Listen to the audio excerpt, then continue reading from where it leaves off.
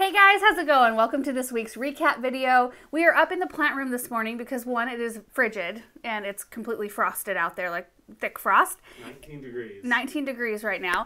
And the Idaho Power crew just showed up with a bunch of trucks and equipment, and they're going to start the process of getting those poles removed, which is so exciting. So anyway, there's likely going to be a ton of noise outside, so we decided to come up here. And this week, I think we did skip one day, so we are missing one video. This recap will probably be a little bit shorter because of that. It was just a little bit of a rough week pregnancy-wise. I've been dealing with some insane insomnia. I dealt with it with Benjamin, but nothing like with this one. It's been a little bit more rough. So anyway, we just decided we're just going to skip days if we need to, and it won't be long now. I mean, we're within almost just a month now. I think it's going to happen within the month. Really? I think she's going to come early. That's my guess, and I'm kind of hoping she does, just like a little bit early, because she's going to be a big one. I think she's going to be bigger than Benjamin too. So anyway, all that aside, let's just jump into the videos from last week. The first one was shopping our root cellar to make a butternut squash penne pasta dish, and then I did some bulb planting. Basically just finished up the bulb planting we had started in a previous video, and I couldn't finish because our soil was all frozen. So got that done. First question was from Nicole. Have you ever tried growing your own mushrooms? And there was cremini mushrooms in that recipe that I made, and I have grown pearl oyster mushrooms. It was in one of those box kits. I think the brand is Back to the Roots, and it's been a long time ago that I did that. It was really easy, and they grew beautifully for me. I don't use a tremendous amount of mushrooms, although I do like them a lot. I don't like mushrooms. Do you not like them? No, not at all. But you ate that. You liked it. You liked the butternut. Remember this last week? Yeah. You know, if mushrooms are kind of hidden in something, like if they're in pizza or... Well, they soak up, like if they're I just don't like paired with big a lot mushrooms. of strong flavors. No, I don't like big mushrooms either. They need to be chopped or sliced pretty fine. But there was a lot of good flavors in that dish, and I think that the mushrooms just kind of soaked it in. That was really tasty. Indigo Kisses said, where did you get the metal garden topiary from?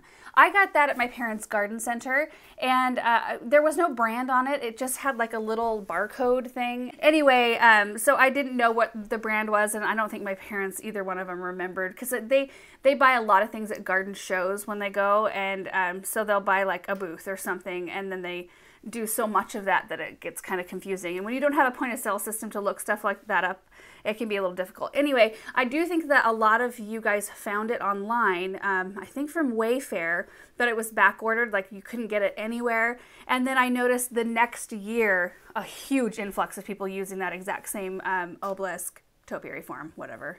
I don't think it's an obelisk. I think that's what I called it, and I got called out a ton. Anyway, I think you can get it on Wayfair now. Angela said, have you ever tried resting a wooden spoon over your pot when boiling pasta so that the pot won't boil over?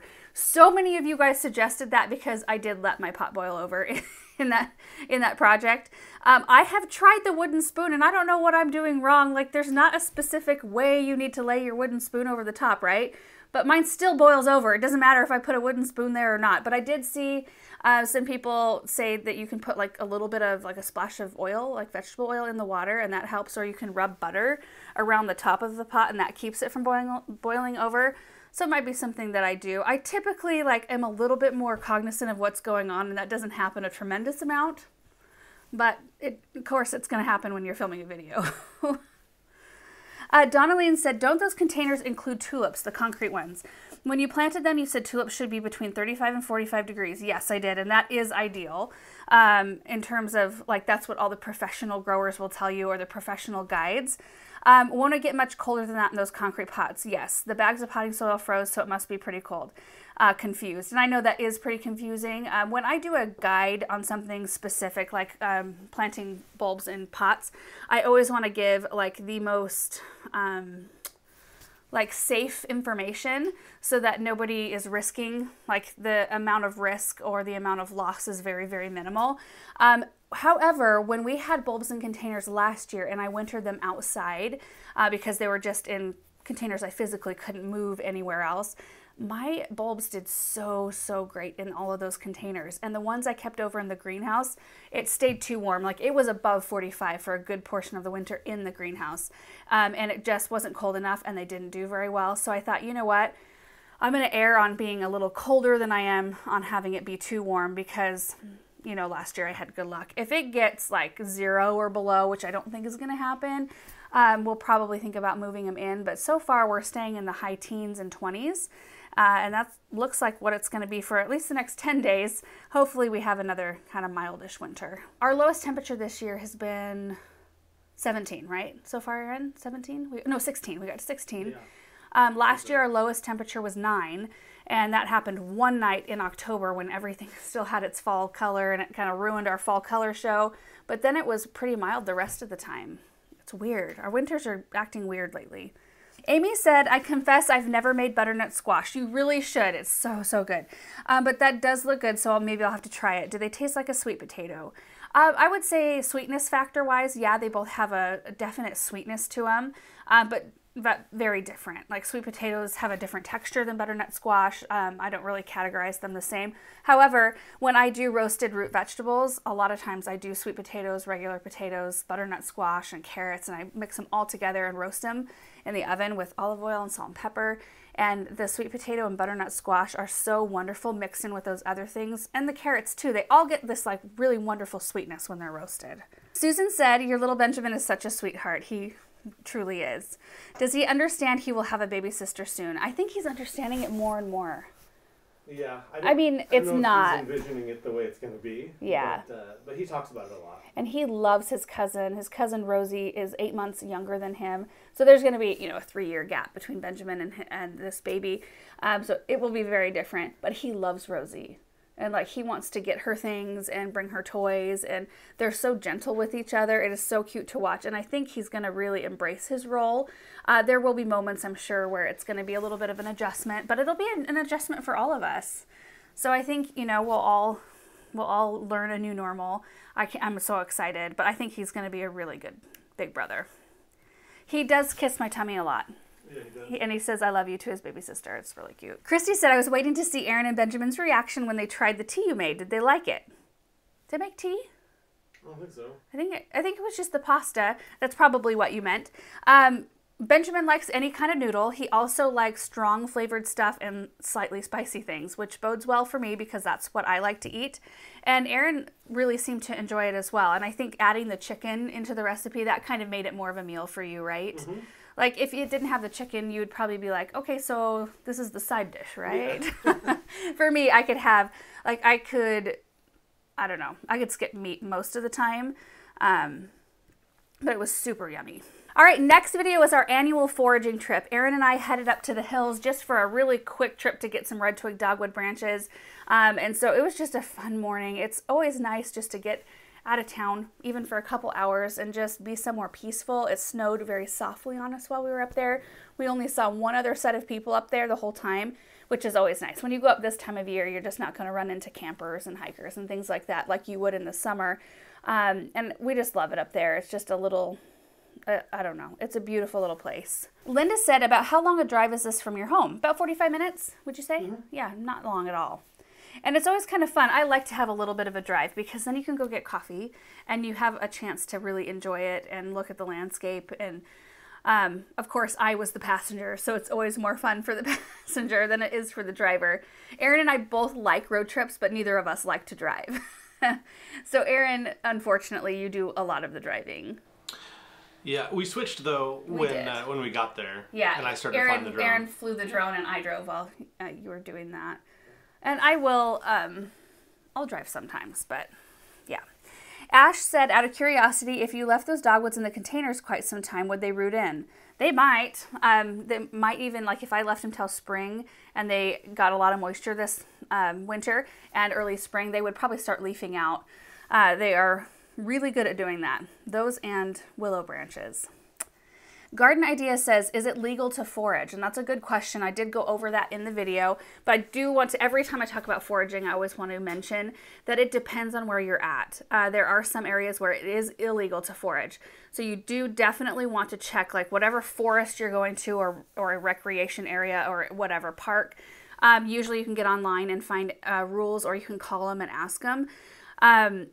there are some areas where you can do it, but you have to have a permit. And then there are other areas like where we went where you can take an insignificant amount for personal use. Like if I was going up there to harvest trucks and trailer loads of stuff to then sell, that is illegal. But if you're taking like a truck bed, it wasn't even all the way full of red twig dogwood, that's an insignificant amount, and I'm not selling it or anything. I'm using it here at our personal home. So where we're at, that's okay, but definitely check the rules. And honestly, like we're doing some roadside maintenance for them. The way they do it, I had never seen or realized how they kept everything from encroaching on the road, but they come through with big trucks. And what you call it, Aaron? What kind of blade is that? Oh, I'm not sure the name of it, but it's just like a big blade. A huge blade. And they just like cut everything down like willy-nilly with no art to how it's being cut down. The blade just like cuts everything really high and just in a straight line. So it doesn't matter what's growing in toward the road, it all gets cut. And then it just lays on the ground. We went up maybe 1 or 2 years ago to get greens as well as branches, and they had just done that. It was the most wonderful foraging trip because it took us about 5 minutes to fill the whole bed because everything was cut and just laying on the ground in a huge mess. And I'm sure that they come back through and clean that mess up and do something with all of that material, but they have to do it. I mean, otherwise nature would take over so fast. So anyway, I feel like in certain circumstances, you're doing them a little bit of a favor if it's legal. Yeah. Don't do illegal things and then say that I said it was okay, please. Ken from OC said, can you explain what rose hips are? I always thought it's the bulb that's left over when the rose petals fall off, but that looks totally different. I've read only certain types of heirloom rose bushes produce true rose hips, the kind that tea and jam is made from. So rose hips are that bulb that are left after the rose petals fall off. And some roses, like some newer ones that have been bred, don't really form hips. But a lot of the older wild roses, they will form hips. And they're vastly different depending on variety. Like you can find some that are huge and round and really red or bright orange. Some take on more of a brown look. And then you can find some that are a lot smaller, more elongated, and different sorts of colors as well. So like the ones that I found up there were more of small and elongated. And then we've got, like my parents have a neighbor, their neighbor, they've got tons of wild rose bushes with huge rose hips. And then I've got some Morden blush roses that produce the most gorgeous hips as well in our garden. So they're little seed pods. So it's, you can use them for rose hip, what'd you say, tea and jam, and you can use them for that. Or, you can get seeds from them. Typically, though, we don't let our roses get to that point in the garden because we're deadheading them on a regular basis because it does take a lot of energy for that plant to produce a rose hip. So if we keep them deadheaded off, then the rose plant can send more energy into new growth and more blooms. Lisa Frederick said, I love the drone footage. So pretty. How was the ultrasound? Everything good with baby Elle?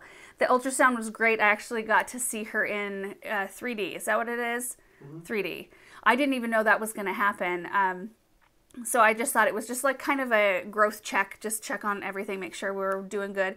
And then she brought up the screen with this like beautiful little image of her face, and I didn't have any idea I was going to get to see that. So it was wonderful. She is a big baby. So she has really long arms and legs.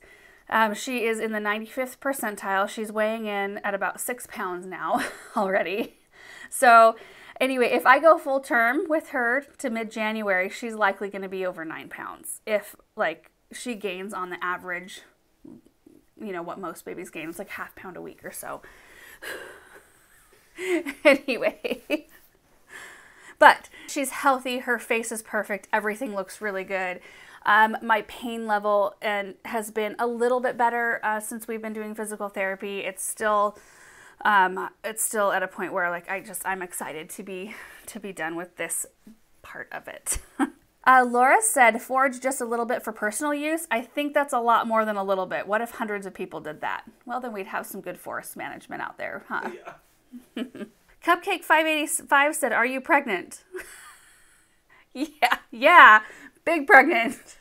Thank you. Margaret said, does the Department of Transportation pay you to cut back their road verge? They should. Exactly. I feel that way as well.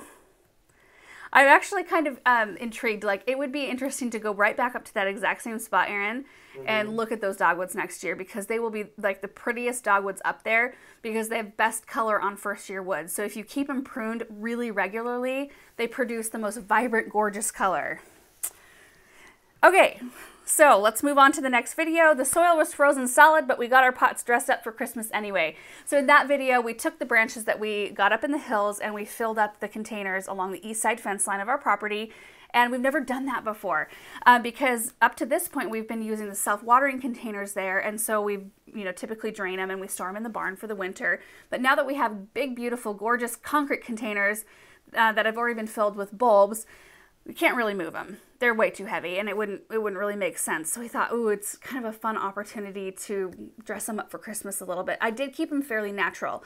I didn't put any extra fluff in terms of bows or lights. I was thinking about it, but in the end, I think just doing it simple and natural and uncluttered was the way I wanted to go. And you'll see why, because we're going to do a Christmas light tour here pretty quick. And I just feel like I don't want to overdo what we've got going on outside because the lights are pretty intense. Donita's question is valid, Aaron. Why would you walk all the hot water with all the carts you have? You couldn't have too much hot water at a time because it would get cold. So you had to have a little bit of water, like a bucket full, like a half bucket full each time.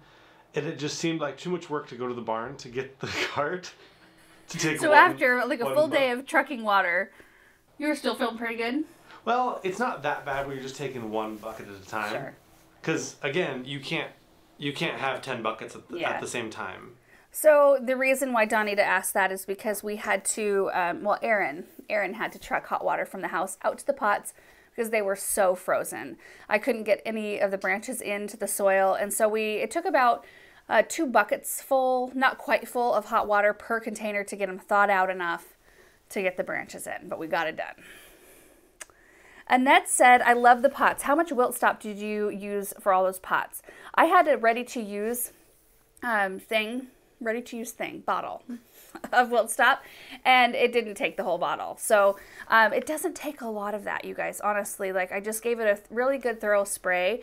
There is a concentrate sow, and I have a couple bottles of that out in the barn, and I thought that I was going to probably have to mix some up because of the scale of the project, but it stretches way farther than you think it will.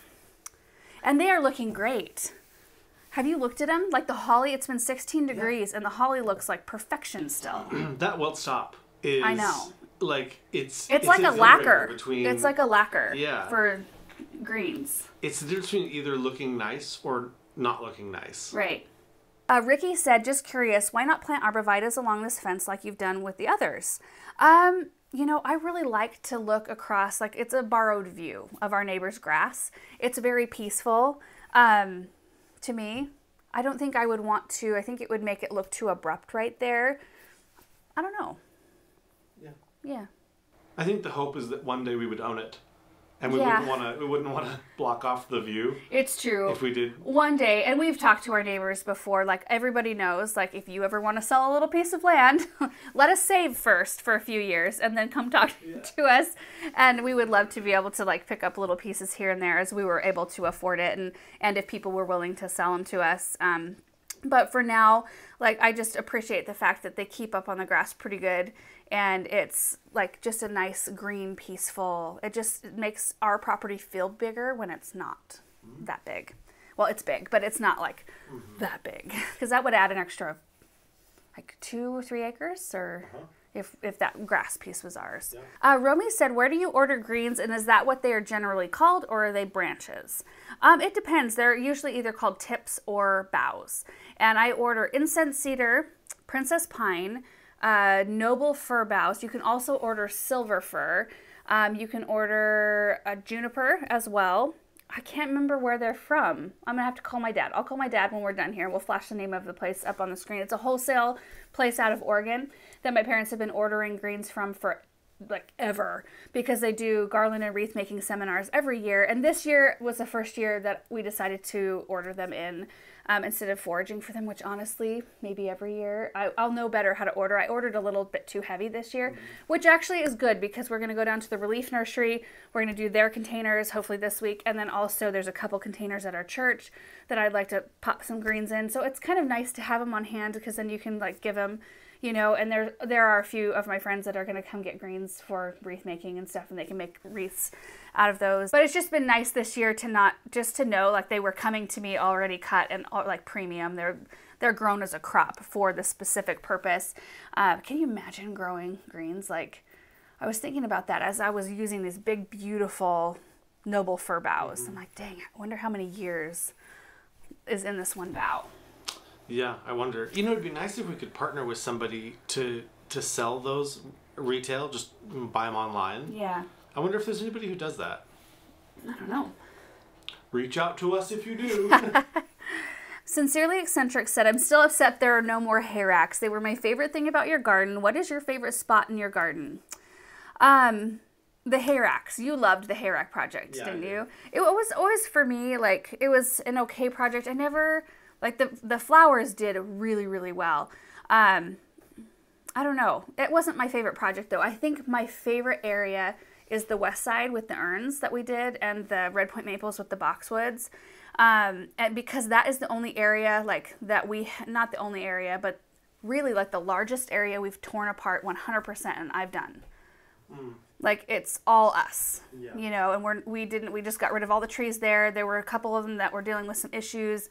And there was a fence there that was right by the driveway that was blocking off like just this little section of grass. It was just a completely unusable space. So I like it especially because we took it from that to something that we're actually using that's beautiful.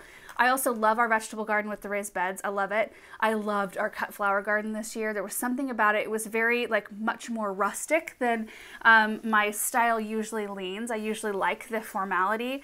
And I loved the fact that we had, like, row crops out there. There was something freeing about it that was not necessarily about the infrastructure of the space and the lines and, you know, I don't know. It was more about like we're growing stuff out here and we're just experimenting. We're having fun with varieties, and it was successful. Thank goodness. Because it was a lot of work. It was tremendously rewarding, that space was. And I also like our Versailles garden quite a lot too. I like those peaceful, very structured areas where there's not a ton of fluff. I like the fluff too, and I think you need to have that. But sometimes there gets to be too much going on, and I'm just like, it makes, you know, all of us are different, but it makes me feel a little bit like unsettled. I feel like I have to have grass, and I have to have evergreen structure, and like pathways that are solid. Like I have to have solid lines in order to pull off fluff. I don't know if that makes sense, but I very much so like formal areas. Doc Padma said, you were on CNN 10 Student News. Did you know that? Yeah, somebody else messaged us and said that a little clip of our poinsettia video was in a CNN video. So there was the video was about a couple that got a crappy poinsettia is what it said in the title, and then they grew it to like this massive monster of a poinsettia plant. And they were talking about the pronunciation of the word poinsettia and how like different areas pronounce it differently. And I pronounced it wrong. Like I will admit, our region pronounces it poinsettia instead of say poinsettia, which is I think proper. Like, it just, like, kind of hurts even coming out of my mouth. It just sounds so weird to me because nobody says that here. So anyway, of course, they used the clip from our video where I'm pronouncing it the wrong way. I'm like, okay. Anyway, maybe that's enough, though, Aaron, to get us verified. Yeah, maybe. No, we've got, like, another source that's used us. Send that over to Facebook. Depressed and Wondering said, when are you guys going to be partners with Unique Stone and or Henry Studio? I noticed they're not on your partner list. I mean, we kind of partner with them in a way, but we're not. I think the partner list is companies that we partner with on a long-term basis, where it's like an ongoing partnership. Unique Stone and Henry are just kind of like they're there, but there's nothing official. There's no. They're wonderful to work with. Both companies are, and they both have wonderful products. But if we work with a company 1 time or 2 times, that doesn't, to me, it doesn't consist of like a channel partner. It's not somebody you're working with on a continual basis. That makes sense. Julie said, I swear I'm not trying to be negative, but one tiny little request. Could you ask your guy to slow down the actual process? I had to watch it at 0.25 speed to see what she was doing. Because people wonder, why do you place the branches where you did? Why did you choose the number of branches you did for each pot? How did you choose the height to cut them at? Or did you even have to cut them? Maybe talking through it while doing it. I always struggle with that. Like, we always have conversations like, how should we structure this video? Because I always feel like sometimes we're lacking that kind of like more education side. Not that I feel like I'm educating people, but just like... your thought process. Yeah, just my thought process of what I'm doing. Do you have one? Yeah. What kind of question is that? Most of the time I do. Sometimes I feel like you're thinking about other things and you just do it mindlessly. Yeah. You create without thinking about it. I guess so. It is hard. I am not an educator by nature. So it's hard for me to wrap my brain around how would I teach somebody how to do this? But I do feel like we did try to film that video though, and you did a little cell phone. Yeah. You were gonna speed that up though too. I never talked through that little thing. No, either. you didn't. We could upload that as just a standalone clip. We could, and maybe we will on this channel, on the highlights channel. Aaron set up his cell phone on one of the pots so we could get a closer up look at what I was doing, like from start to finish from one angle, and that might be a little bit helpful. Yeah, I think we need to strike a better balance though, because we do speed a lot of our projects up just because that's kind of how I prefer to watch things. I don't like long explanations of things, and I tend to get bored, and I get out of videos like that so fast. So if I can see somebody do something really fast that'll grab me and I can just like get the flavor of what they're doing and then I can just roll with it. That's how I prefer to watch things. And so that kind of bleeds over into our style, which is not necessarily a good thing because we're all different. Yeah. You never copy anybody to a T. You just, if you get inspiration from somebody, you take just a tiny little bit of what they're doing as a spark, and then you kind of take it your own direction. So, which is what we all do, right? I mean, yeah, some people everybody has their own. There's some vibe. people who are very paint by number. They want to know like, how many of this thing do I use? How many of this? How many inches apart do I place it? Not that everybody's I'm like that in some areas of my life. Okay, moving on to the next video, putting out a few porch decorations and a very exciting light installation. So we decorated the patio outside of Versailles, kept it fairly simple-esque. I mean, it takes a lot of stuff for a big area to make it look full enough to be done. But usually I create something or build something or, I don't know, do something a little bit more unique than I did with this video, but there was something freeing about it. I used pretty much all the things that I already had on hand. The only things I bought for that project were the big colorful lights we put in the blue spruces and then the new throw pillows, which I typically like to get a few new throw pillows for each new season. Anyway, it's kind of a fun way to festive something up without it being a lot of work. But the fun part, like the best part of this whole project was I started it one day, and then the next day when I went to go finish it, I had talked about previously, like in the introduction of the video, I showed the light on either side of the door and said that we had the extra light and it was on our electrician's list to install it, but I didn't know when it was going to happen. And like magically the electrician shows up the next day and says, I have time to put in the light today, so if you want that done. And I'm like, are you kidding me?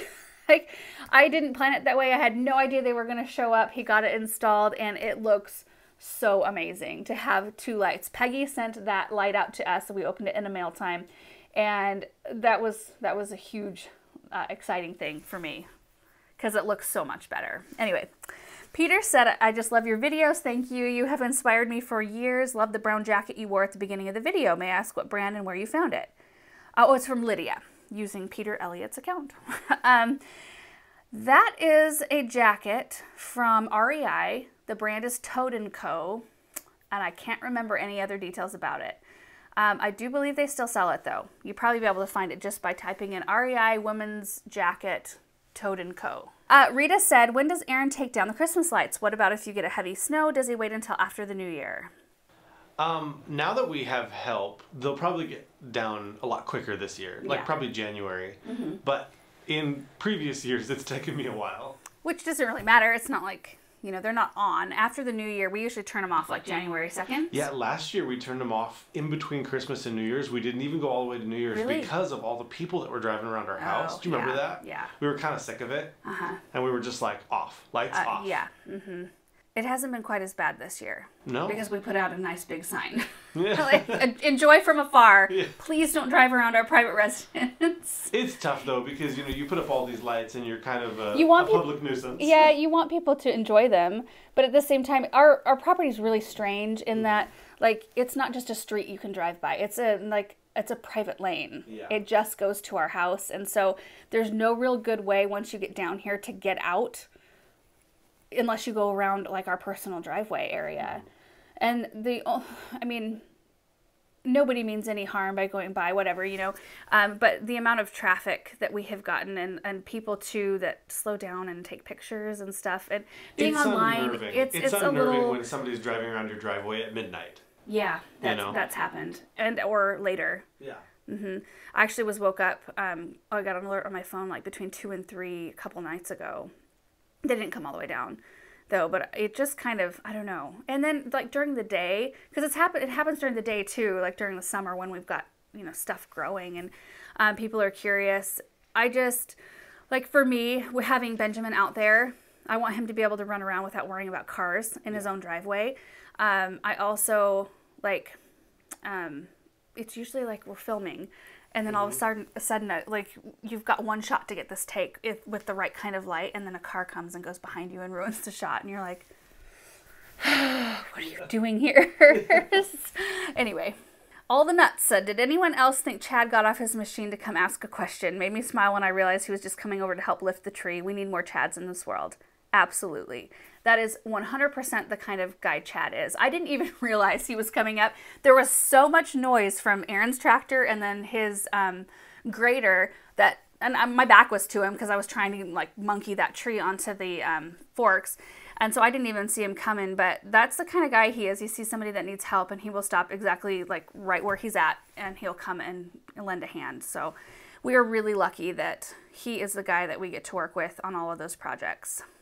Lori said, what is the name of the smaller trees up by the door? How tall will they get? Those are actually a Black Hills spruce. And I mentioned it in the video. I'm looking them up right now because I can't remember how big they get. Pretty big, but very slow. 30 to 60 feet high and 15 to 25 feet at maturity. I got them last year around this time of year because I wanted to use actual like Christmas tree looking but living in my containers. And I was really pleased that they're still doing so great in their containers throughout the whole of this last season that I was able to use them again. My intention is to actually plant them on the new property at some point, but they grow like this much a year. So it will take a long time before they're of any significant size. Laura Owen said, maybe you shouldn't be tractor fork surfing right now. Probably not. I don't know how to do life without just like doing it. I don't know. You're not a fearful person by nature. Mm-hmm. You just wail into stuff, which is why you get a lot done. I'm definitely slower right now. Oh, yeah. Definitely. But Coco said, have you thought about teaming up with Proven Winners to create a Laura variety of plant you like? That'd be interesting, I don't know that really has been much of a thought. What would that plant be? I don't know. What's your favorite plant? I don't really have a favorite plant. You always say things are your favorite. Well, they're all my favorite. Except for there's a few that are not favorites. I have like just a very small handful of plants, but I don't ever want to say they're not my favorite really because they might become my favorite later. I wonder if you could buy the rights to Gomphocarpus. You could rename it. The whole reason for buying it would be so you could rename it. You are such a boy. Jean Keith said, when will you have your lights video? I don't want to miss it. Christmas light video. Do you think this week we could maybe do that? Yeah. Maybe. Maybe get somebody to watch Benjamin, one of Grandma's, to watch Benjamin for a little bit of the evening. And then we can get out. It's just so bitter cold. I always feel bad for Benjamin. He always acts like he's impervious, though. Yeah. To the weather. Okay, moving on to the next video, decorating our mantle and a studio update tour. So I decorated our mantle over the course of a couple of days. Took it a very traditional route with red poinsettias and nutcrackers. I really like how it turned out. It's Like, it's very full and festive looking, but it didn't take an enormous amount of effort. And then I also gave you a studio update tour of the studio we are putting in the barn. It's almost done. I'm really happy with it. Also gave you a look at the barn doors and what they look like because they have been moved and framed in. And they're almost done. We've got a couple little things, but I explained that in the video. Samantha said, absolutely love what you do. Just a great eye. Thank you. My question is, where do you get the garland? I got that garland. Gosh, I wonder how long it is. It's like a 12-foot garland. I got it at Home Depot a couple years ago. It had those little micro dot lights worked in, and then it has a battery pack right in the center. So it's like, the battery pack's in the center, and then you've got 6 feet of garland this way and 6 feet of garland that way. It's got to be at least 12 feet. Maybe it's 15. I don't know. I went back this year to look for one. It was a little bit late though, like it was last week, and they're cleaned out of so much stuff already, so they didn't have another one because I thought, oh, it really was a good investment. I think it was like around $50 to $60 for that. But it has a lot of like real looking tips, like fur tips in it. It looks really pretty good. It's nice and full. And then with the lights, with the battery pack, it's awesome. Lisa said, love the nesting and rearranging, cleaning and spreading the spirit of Christmas. The update on the studio is amazing. Did you ever think you would ever have or even need a studio? No, I never thought we would need a studio. But it's just become, and you know, we could get by without a studio. We could do it the way we've been doing it for years now. But, you know, as you get further into whatever you're doing, you figure out ways that will make it more pleasant for you or would make it more efficient. And if you can do those things, like accomplish those little projects, this is not a little project, but you can accomplish those projects to make it better for yourself, I think that, like, go for it. You know, it's kind of like having the right tool for the job. It makes your job a lot more pleasant, and then it makes you want to do it for a lot longer because honestly, like, in 10 years, 15 years, do I want to be outside when it's 108 degrees filming a video in the full sun? No, I don't want to be doing that. But, you know, so if we've got an opportunity to put something like this in, like, we're going to grab hold if we can. We do, though, weigh our options or weigh our the pros and cons. And we thought, you know what, this is probably a good investment in the property itself because anybody could use that space. Like, if we go to sell this place at some point, that could be a heated and cooled shop for somebody who likes to woodwork. It could be, you know, who knows? There's like so many different possibilities. So we felt like it was a really good investment. We go through all kinds of different projects that we throw out the window because we think that's probably not worth the return. We won't get the return on that. I mean, if it's something that we really, really want, we would do it if we could save for it. But like putting the electrical poles, having those taken down, I think that's a good investment in the property because I think that would benefit anybody who moved in here.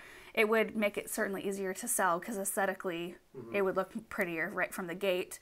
So all of those things you have to consider. And then we also have to prioritize. I mean, it's a constant juggle for us to decide what we want to do. But our jobs are such that we have to do projects in order to have content, you know, so that's why we're just constantly doing things around here. It's just a matter of what and when and, you know, that sort of thing. Katie said, are you planning to put a nursery together or wait until after she's born? We'll probably wait at this point. We've kind of gone back and forth as to where we're going to want to have her. In the end, I know what bedroom she's going to call her own, and I can get started on that at any point. I just haven't yet. The first several months, she'll probably just be right where we are. So I don't really feel a huge sense of like a huge rush, but we'll probably show you when we get ready. In fact, there is wallpaper in the room that she's going to have. That is kind of girlish, Erin.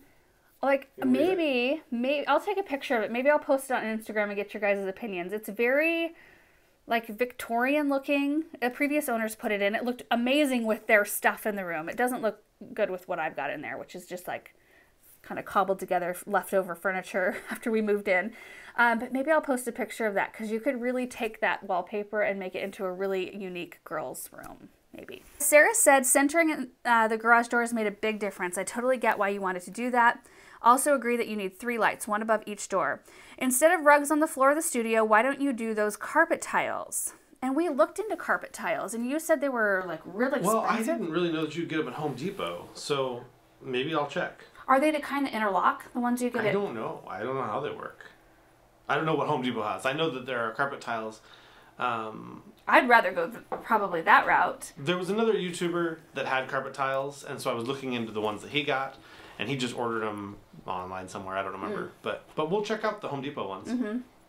Also, to answer why we only talk about Home Depot and not Lowe's, the closest Lowe's is 45 minutes away. Yeah. Home Depot is in our town. The closest Home Depot is 5 minutes away. Yeah. I actually like Lowe's when we go there. Yeah. I feel like, oh my goodness, there's so many different brands that are really pretty. They've got pretty things, but we've also thought, well, the rug route, and then we've thought of like those big mats that you put in stalls, or you put like gym floors, you know, they're like kind of foam mats, and they're huge. You can get big ones, like at Tractor Supply or D&B or something. I think it would look bad, though. I think it would look kind of like a gym. Well, yeah. Probably right. It'd probably smell, too. Probably smell like rubber. Well, that's not the worst thing. Well, it smell like a gym. Okay, bad idea. We'll nix that one. I'm adverse to the smell of a gym. Really? Tina asks, are you decorating the church this year? No. And in fact, if I was going to be decorating the church, I would have started way earlier. But you know, with COVID, it makes everything different. Everything is structured differently. And I'm going to take some greens just to dress up the pots outside, because you can see those even driving by, and I've got extra greens, so I want to do that. DJ said the middle door does not appear from the angle you were showing to be level, or is it just me? It's weird, and when I was watching the video back, I'm like, where I was standing, I totally didn't make the door look like it was centered, because I was standing off to the side a little bit, and so there's a lot of optical illusion things going on too sometimes, and I never hold the camera straight. So, I mean, all of those things kind of play against it, but everything, like, I actually measured, because I wondered when, you know, it was moved. I thought, I just want to make sure that we got this right in the middle, and it's within, like, I mean, it's so close. Yeah, and it is level. So I checked all of those things. It's weird too, because the gravel isn't level. Like the gravel, if we had it paved right there, it'd probably look a lot straighter because the gravel's kind of wavy. Debbie said, how will those poinsettias do on the fireplace with the heat? They should do okay. Of course, they're going to be catching a little bit of heat. The heat really just pushes out into the room, though. It doesn't go like directly up. No. We've tested it before. The surface is cool. Yeah, the surface is cool. The rocks are cool. On the very front of it, some of the rocks can get like right around the iron. Right around it. Yeah. Like, so for a couple inches right around the insert, fireplace insert, it gets a little warm, hot right there.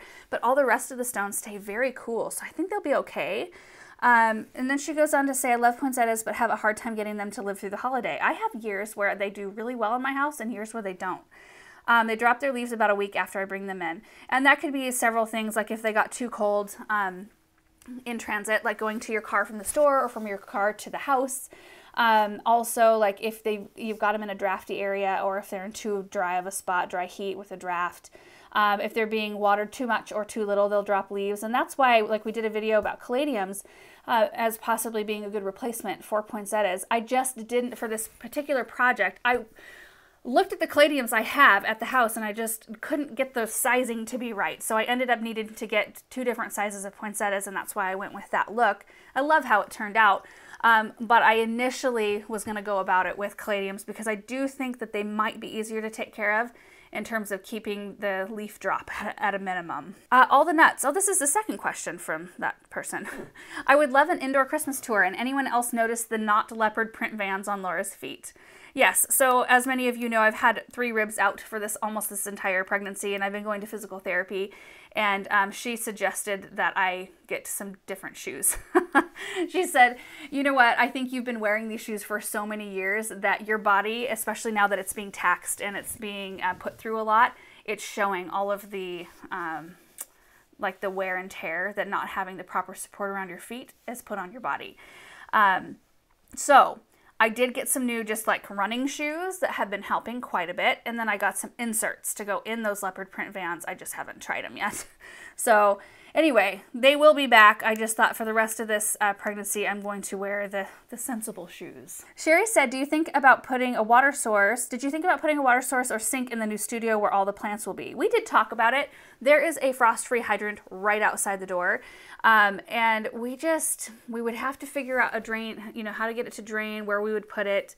I mean, we can access the water very easily Just right run there. a hose right inside. But we can run a hose like right inside. We have a hose link set up out there that's a retractable hose.